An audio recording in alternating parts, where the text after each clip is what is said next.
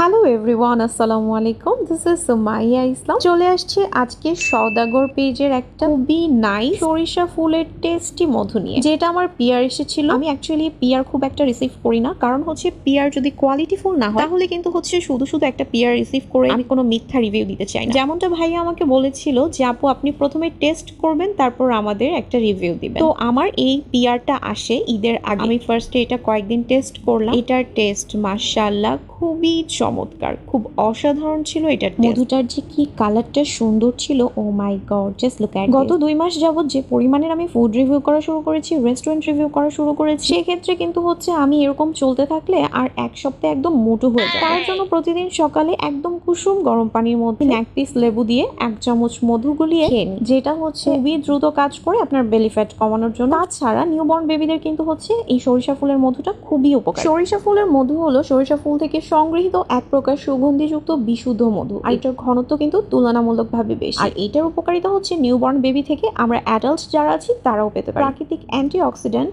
শরীর থেকে টক্সিন দূর করতে সহায়তা করে, ইমিউনিটি বুস্টার রোগ প্রতিরোধ ক্ষমতা বাড়াতেও সহায়তা করে, হজমের সহায়ক, পেটের সমস্যা কমাতে এবং হজম প্রক্রিয়া উন্নত করতে, শরীর উষ্ণ রাখে, শীতকালে বিশেষ উপকারে আসে। ত্বকের যত্নে তো আপনারা জানেন, ত্বকের উজ্জ্বলতা বজায় রাখে, আর্দ্রতা বজায় রাখে। যারা এরকম হোমমেড একদম পিওর মধু চাচ্ছেন, সওদাগর পেজে এখনই ইনবক্স করে ফেলুন। আল্লাহ হাফিজ।